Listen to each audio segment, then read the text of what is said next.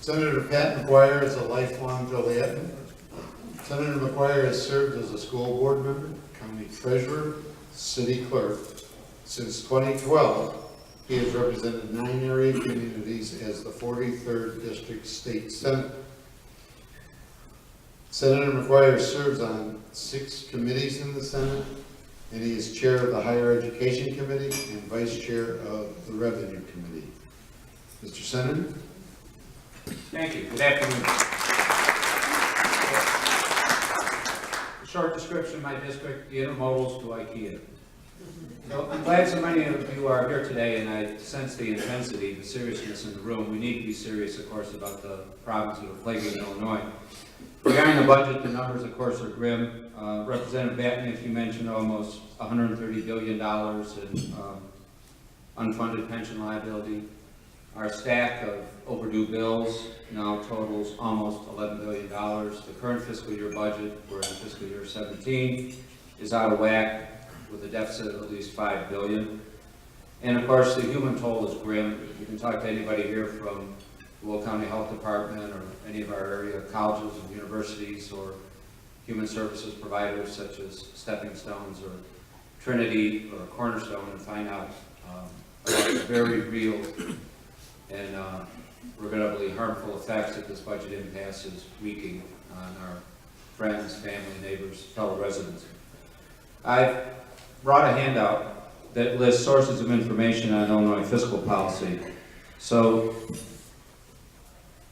there are roadmaps of reform that have been developed. And on my handout, the first source I list is the Civic Federation. The Civic Federation is comprised of the Chicago corporate professional elite. And the Civic Federation, back on February 10th, released its State of Illinois FY 2018 budget roadmap. And I recommend it to you. It's 57 pages, worth reading. And what the Civic Federation did to lay the foundation for its report was it considered 2 scenarios. 1, the status quo, and 2, cutting our way out of the deficit. And regarding the status quo, of course, the Civic Federation concluded that the status quo can't persist because our debts grow ever larger and the damage done to people's lives gets even more serious. Then the Civic Federation considered cutting our way out of our financial plight.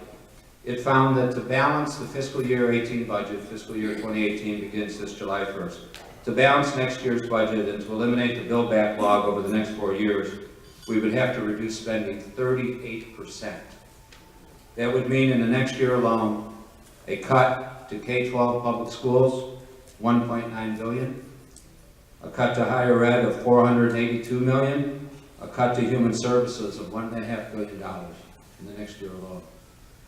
So, the Civic Federation concluded that neither of those scenarios should hold, neither the status quo nor trying to cut our way out. So it proposed a combination of spending restraint and tax policy changes. Regarding spending restraint, the Civic Federation recommends that the General Assembly limit annual agency spending growth to 1.7%. No, I tried to emphasize agency.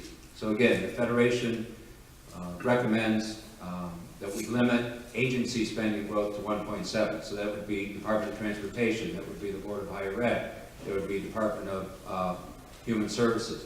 Excluded from that is above the line spending for debt service and pensions. Policy changes. Oh.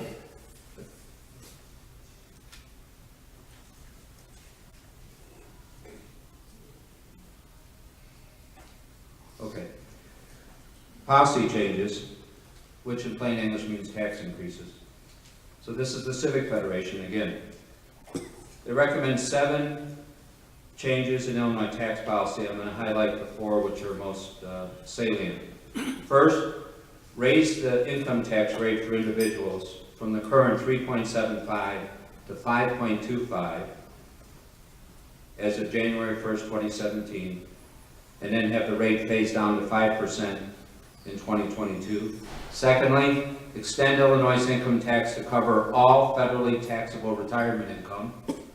Third, broaden the state broaden the sales tax base to include services, and hand in hand with that, reduce the state's portion of the sales tax rate from the current 5% to 4.25%.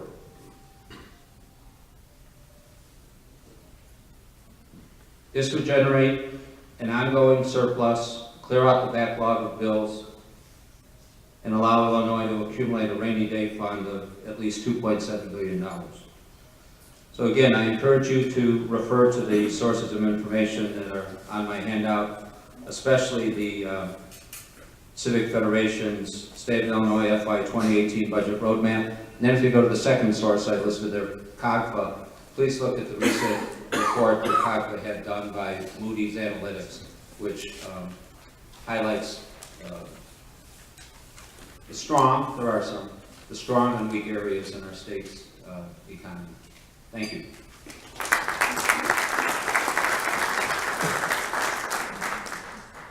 Representative David Welter was sworn in to the, as state representative for the 75th District on July 15, 2016. Before his election to the Illinois General Assembly, Representative Welter served as chairman of the Grundy County Board, where he was first elected in 2010. Representative Welter.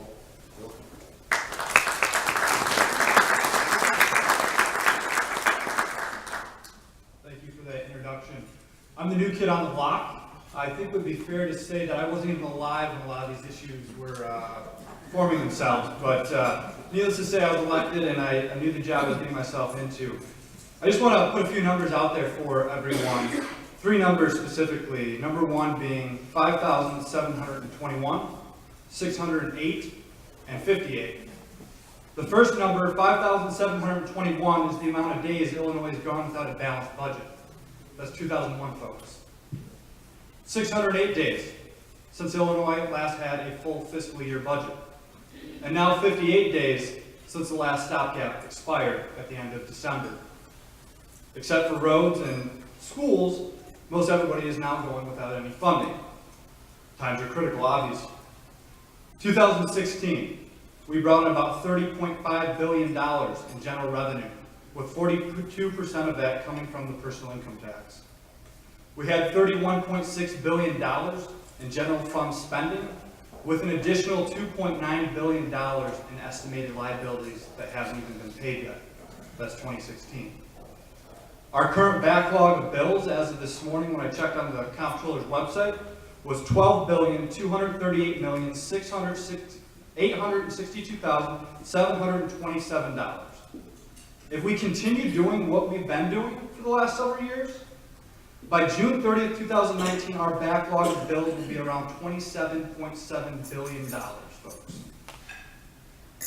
Governor Rauner took office in January of 2015 with about 44 turnaround agenda items.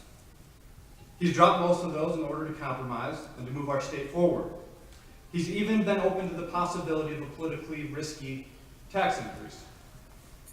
We cannot cut our way out of this, and we cannot tax our way out of this. I think that's a fairly common theme that you've heard from legislators on both sides of the aisle. We've talked about it for many years now. I think that we've had many think tanks out there, policy wonks out there, give us a host of options, a variety of options of how we can move our state forward. What are the reforms needed? Folks, we know what the different roadmaps are. We know how to dig ourselves out of it. It's just having the political will and might to actually make those decisions. But we also look at passing reforms, and some of these, I will tell you, we need to pass reforms to make structural changes to how we operate government, from the local level, when I was county board chairman, all the way up to the state level. I can tell you, we need consolidation. I'm not saying a one-size consolidation works everywhere. What works in DuPage or Will County isn't going to work in LaSalle or Grundy County necessarily. They're different communities. But we have to give our local communities the tools, the ability to, at a local level, look at how they're governing and give them those tools so that they can consolidate where it makes sense and allow locals the opportunity to do that.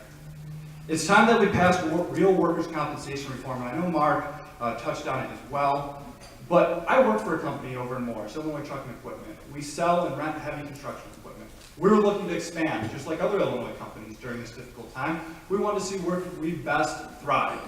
We wanted to look in Illinois, and we did, but we also looked in Hammond, Indiana, just right over the border. Same payroll, same classification of employees over in Hammond, Indiana.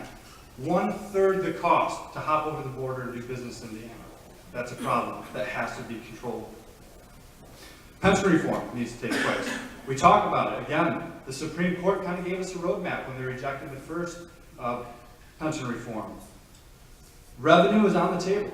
As a Republican for the last several years, that has been a no-no. A lot of Republicans have not touched on that or talked on that or supported revenue increases. We're at the table and we understand if we're going to be pragmatic and realistic, it's going to take revenues to dig us out of this. But we're going to hold tight because we need those reforms. You look at 2011 when they last passed the income tax increase. It was going to pay off our backlog of bills. It was going to go to pensions. It helped a little bit, but it didn't take care of the ills that were still facing the state. The reforms that needed to happen didn't take place in 2011, and we can't be fooled into thinking that we're going to pass a tax increase again, and then we'll worry about reforms afterwards. No. It has to be done at the same time. If we're ever going to move the state forward, if we're ever going to heal ourselves, we have to take care of the issues facing it. I appreciate your time. I look forward to representing this area in Springfield.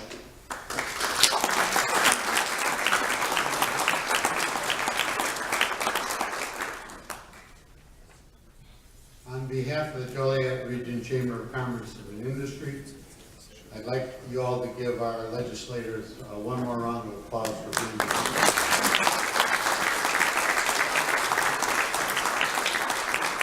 One final item of business, I would ask all of the board members for your Chamber of Commerce to please stand. And I'd like all the staff members for the Chamber of Commerce to please stand. Ladies and gentlemen, these are the people you need to be talking to if you have ideas on how we help to make our region a better place to live, work, and grow. And I know every one of them are committed to listening to your ideas, so get to know these folks, please. Have a good afternoon.